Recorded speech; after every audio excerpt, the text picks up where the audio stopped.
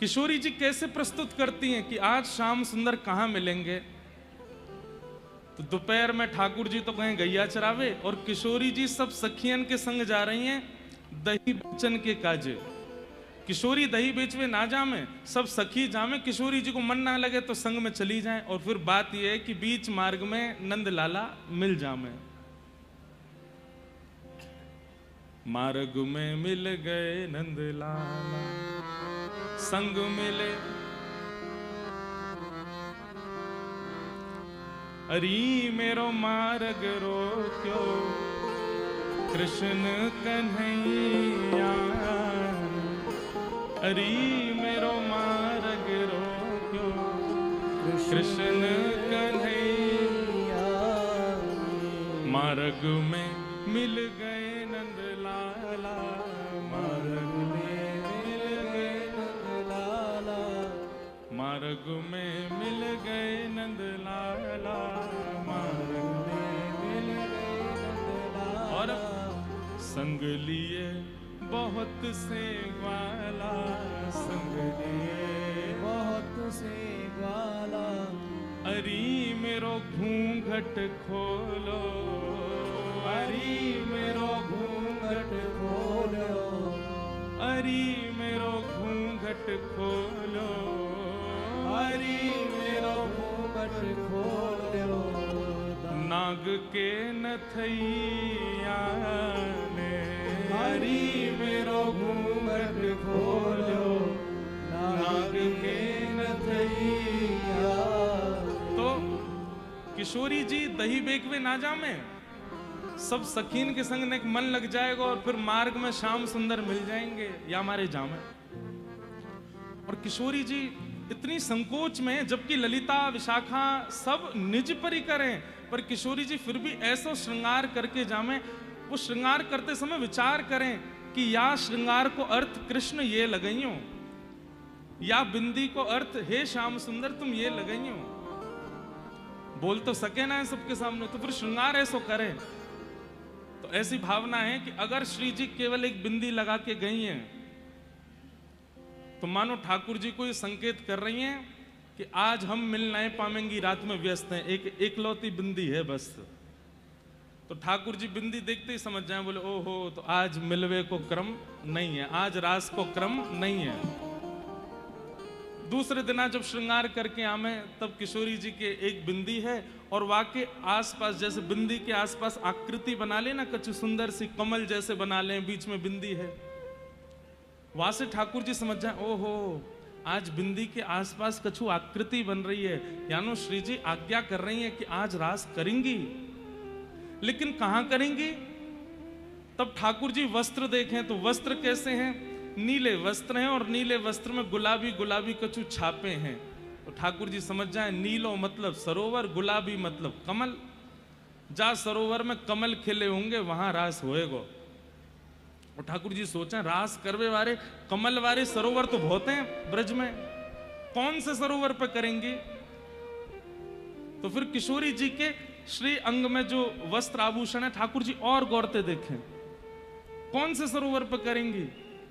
तब ठाकुर जी देखें कि पीछे की जो ओढ़नी है वहां में कहीं कहीं मयूर बन रहे हैं। तो ठाकुर जी देख के समझा ओहो जहां दिन भर मयूर रहमे कहाँ है, वह सरोवर के पास मिलेंगे। ऐसे ठाकुर जी को संकेत मिलते हैं और उन संकेतों से ठाकुर जी समझ जाते हैं कि हमें क्या करना है। सुनो, श्रावण का महीना आया। श्रावण में क्या होता, हवा नहीं चलती और हवा ना चलने की वजह से ह्यूमिड हो जाता है। तो कई बार मुखमंडल पे प्रश्वेत आ जाते हैं, पसीना आ जाते हैं। आज श्री जी इतना सुंदर श्रृंगार करके गई हैं, ठाकुर जी को मानो ये संकेत देवे के लिए गई हैं कि आज रात्रि में छाक होएगी। छाक मतलब भोजन होएगी, सबरे सखान ने लेके आई हो और हम सब सखीन ने लेके आवेंगे, निकुंज में बैठ के रास भी करेंगे और भोजन भी पाएंगे।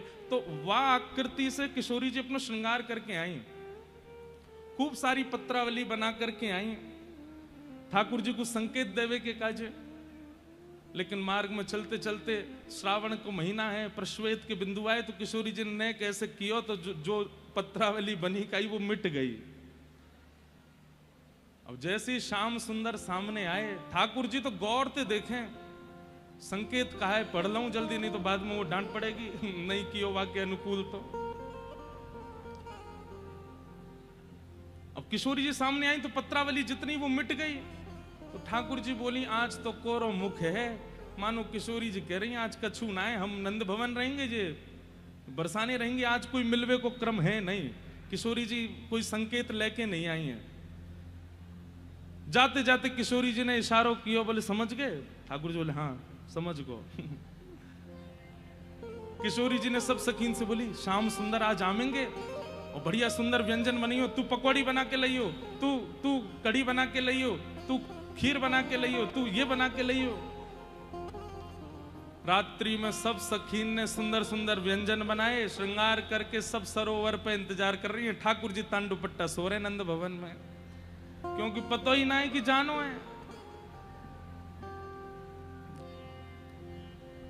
ओ भैया मेरे मुंह ने कथा करन दो यार, तुम नेक दे, बस रुक जाओ, बैठ जाओ, हल्ला गुल्ला मत करो। क्या बता रहा था मैं, कहां पहुंची थी लीला? हम ठाकुर जी तान दुपट्टा सो रहे हैं। श्री जी रात भर प्रतीक्षा करती रही, श्याम सुंदर नहीं आए। और जब श्याम सुंदर नहीं आए तो फिर किशोरी जी ने कोई सखी तो कही, ने जाके देख के आई हो नंद भवन में कहा है रो है। ललिता विशाखा जाके ने भारती झांक के आई, बोली सबरे दिया बुझे भय, मां तो ऐसा लगे सब सो रहे दिखे। और यशोदा मैया के भवन सो कक्ष में से 3-3 खर्राटे आ रहे हैं, तो एक यशोदा जी के, एक नंद बाबा के, एक लाला के। सो गए लाला तो। किशोरी जी बोली सो गए? मुझे कह रहे कि मैं समझ गए हो और फिर भी सो गए? यहां हम इतने व्यंजन बना के ले गए, आन दो कल बताऊंगी। दूसरे दिन जैसे ही ठाकुर जी गए गैया चरावे, सामने तो सब सखी आ रही। ठाकुर जी फिर इंतजार कर रहे हैं, बोले कल तो इनने मनाही कर दी कि मिलेंगे नहीं, आज शायद संकेत करेंगी। आज किशोरी जी तो बिल्कुल ही संकेत नहीं लेके आई, ऊपर से ये बोह जो है ये दोनों मिल रही हैं। देखते ही ठाकुर जी समझ गए, बोले अरे राम ये तो गुस्सा सी लग रही है, कहा है गो मैंने कहा कर दियो, मुझे कौन सा अपराध है? अरे मधुमंगल ऐसा लगे श्री जी आज ने क्रोध में, बोले ना है लाला क्रोध में ना है, तो क्रोध कर करके मोही ऐसा है गो, इनको लगे ऐसे उस क्रोध ही कर रही है। ए तू रहने दे, तू ऐसी बात बनाए करे। ललिता जी से ठाकुर जी कहें क्यों, कहा बात है, क्रोध में लग रही हैं आज। ललिता जी बोली अब तो तुम्हें सबक सिखाएंगी, तुमने बहुत बड़ा अपराध किया। ठाकुर जी बोले मैंने कहा कर दियो। विशाखा जी के पास गए, बोले अरे विशाखा तू बता दे मैंने कहा कर दियो। बोले बहुत बड़ा अपराध कियो, ऐसा बड़ा अपराध आज तक नहीं कियो। ठाकुर जी की भी हिम्मत नहीं है रही कि श्री जी के पास जाके पूछ लें, कहा वे हो आस पास इधर उधर डोल लें। अरे इंदु लेखा तू बता दे मैंने कहा कर दियो। बहुत बड़ा अपराध कियो है। सबन ने इतने भयभीत कर दिए ठाकुर जी, अंत तो गत्वा ठाकुर जी पर कोई उपचार नहीं। सब सकीन तो कह रहे मैं कैसे पूछूं? बोले जाओ पूछो। ठाकुर जी गए श्री जी के चरणन में जाके बोले हे श्यामाजू मुझसे कहाँ अपराध है कि आप इतना रोष कायकू कर रही हैं? किशोरी जी ने नेक देखो ठाकुर जी की ओर, इतने में तो महाराज जैसे घबरा गए हो, एक आध पटक लग गई हो ठाकुर जी को। अरे श्यामाजू आप इतनी कोमल हैं, इतनी सुमधुर आपकी मुस्कान है, ऐसे सुंदर आपके नेत्र, जो क्रोध शोभा ना दे आप पे, आप ऐसे मत करे करो। मुझे बताए दो मैंने कहा कियो। कल मैं संकेत लेके आई कि रात में छाक करेंगे और रास भी करेंगे, प्रसाद भी पाएंगे। ये सबरी सखी बहु व्यंजन बना के लाई, रात में सरोवर पे हम प्रतीक्षा करती रही और तुम तान दुपट्टा सो रहे वहां पे। अरे श्यामाजू मैं सौगंध खा के कहूं, मुझे कोई आकृति ना दिखी आपके मुख पे। अब ठाकुर जी कैसे बतावें कि वो पसीना में आपको पूछ गए हो, मुझको दिखो नहीं। किशोरी जी कहें नहीं आपको दिख रहे हो, लेकिन आपको नींद आ गई, हमारे आनो ना हो आप। नहीं नहीं श्यामाजू, मैं तो तैयार बैठो रहूं, मैं तो